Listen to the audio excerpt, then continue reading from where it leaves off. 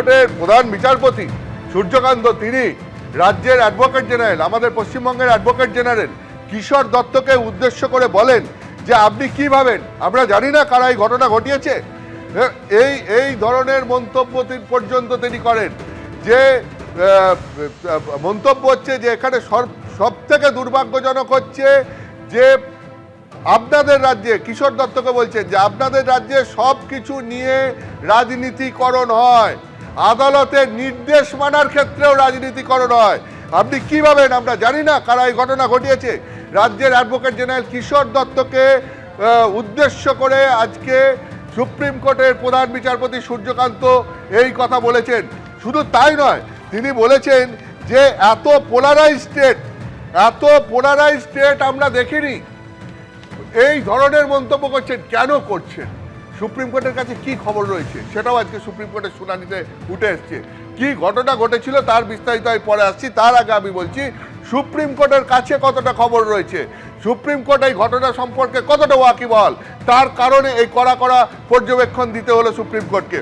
Supreme কোর্টের বিচারপতি জয়বল্ল বাগচি তিনি আজকে প্রথমেই বলেন যে জুডিশিয়াল অফিসারদের নিরাপত্তা দেওয়াটা এটা হচ্ছে নির্বাচন কমিশনের দায়িত্ব এবং তার জন্য যা করার সেটা নির্বাচন কমিশনকে করতে হবে, এটা তিনি প্রথমে স্পষ্ট বুঝিয়ে দেন। এবং যেটা বিচারপতিদের তরফ থেকে বলা হয় যে গতকাল বিকেল 5টা থেকে অফিসারদের আটকে রাখা হলো, মহিলা অফিসারদেরকে পর্যন্ত আটকে রাখা হলো। মোট 7 জন আটকে ছিলেন, তার মধ্যে 3 জন মহিলা ছিলেন। তো এই জুডিশিয়াল অফিসারদের আটকে রাখা হলো, তাদের জল খাবার পর্যন্ত দেওয়া হলো না। আর প্রশাসন, পুলিশ তারা কখন কাজ করলো?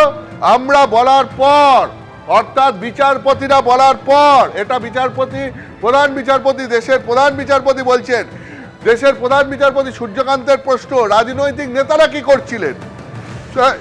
তাতে তৃণমূল কংগ্রেসের তরফ থেকে আইনজীবী হিসাবে হাজির ছিলেন মেনকা গুরুস্বামী।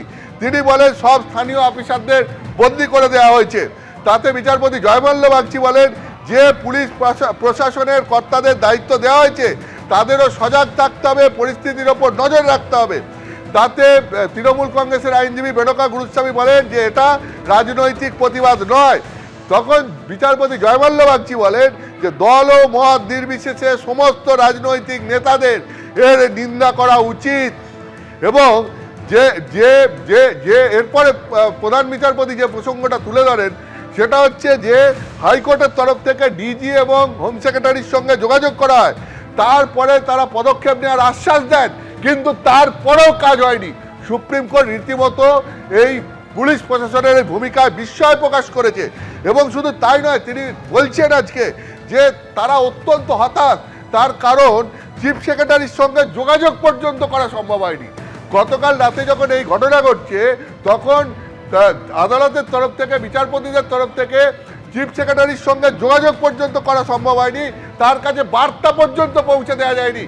সুপ্রিম কোর্টের প্রধান বিচারপতি সূর্যকান্ত এই কথা বলছেন। তিনি বলছেন যে রাত্রির 12টার সময় ডিজি, হোম সেক্রেটারি তারা হাইকোর্টের প্রধান বিচারপতির বাড়িতে যান, তারপরে জুডিশিয়াল অফিসারদেরকে মুক্ত করার ব্যবস্থা করা হয়। এবিপি আনন্দ এগিয়ে থাকে, এগিয়ে রাখে।